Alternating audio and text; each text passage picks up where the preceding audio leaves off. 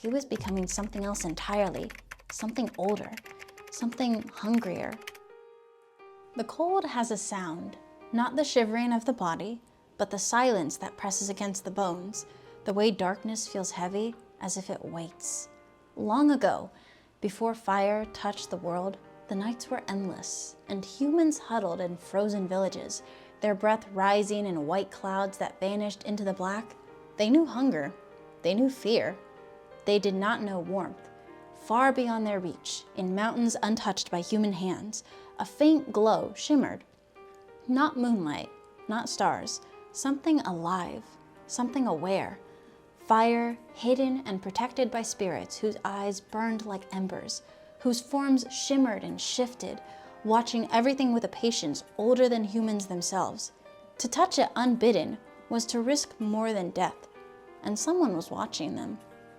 Not a man, not a god, a trickster. Coyote. Coyote was clever and foolish, magnificent and ridiculous. He could change his shape in an instant. From man to animal, from shadow to flame, he could charm, deceive, steal, and terrify all at once. He laughed at the consequences that would terrify others. He hungered for warmth, for curiosity, and mischief. And tonight, he would reach for something forbidden. He moved like a shadow through forests that whispered beneath the moonlight, over rivers that cracked like thin glass, across plains where even the wind seemed cautious. Every sound, every rustle felt alive. He was being watched, yet he pressed on. At last, he found the fire. It hovered in a hidden valley, glowing like a heartbeat. Around it danced the guardians, spirits ever shifting, eyes glowing like molten coals. The fire whispered promises, warmth, power, knowledge. Coyote paused, listening. Every instinct screamed to turn back. And yet he stepped forward. "Who dares touch what does not belong to you?" the spirits whispered, voices soft but commanding, carrying over the frozen valley like wind through dry leaves. Coyote's paws moved of their own accord. He reached for the fire. The flames hissed and stung his fur, yet he grasped a spark and ran away.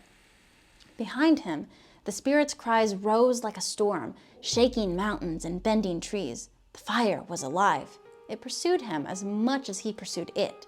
Through rivers, over cliffs, across frozen plains, he ran, until finally he reached the human villages. He threw this stolen fire down.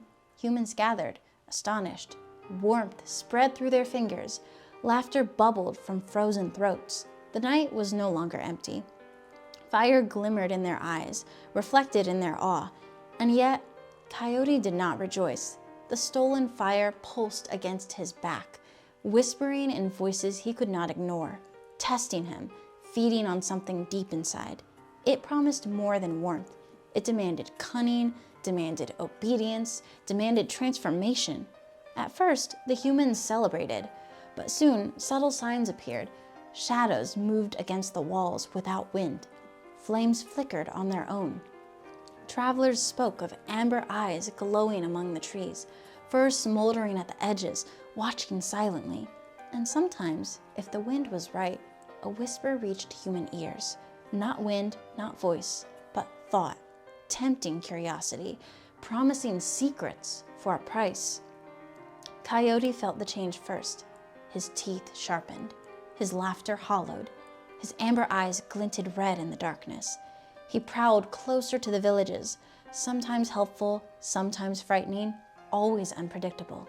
He could vanish into shadow, move faster than any human could follow, leave embers in his wake, and return without warning. The fire was not content. It whispered, insistent and endless. It demanded more, and little by little, Coyote began to change. He was no longer merely a trickster, clever and foolish.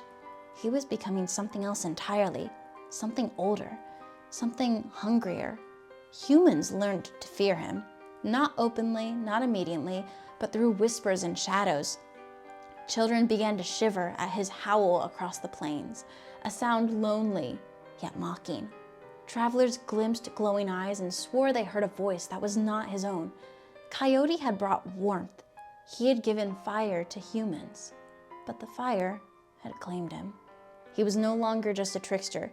He was a warning, a living shadow of what happens when desire meets power, when cunning is entwined with greed, when curiosity reaches into realms humans were never meant to touch. And so the story lingers, passed down in whispers, carried on the wind. Remember Coyote, remember the fire, remember the cost. Even now, if the night is quiet and the wind bends just right, amber eyes might glint in the darkness, fur tinged with embers, a low, soft whispering curling through the trees, watching, waiting, offering warmth, offering knowledge, offering temptation, but always carrying that reminder, power taken too boldly can claim the one who reaches for it. And in the shadows, the line between giver and thief, trickster and monster, human and something else, may just vanish entirely.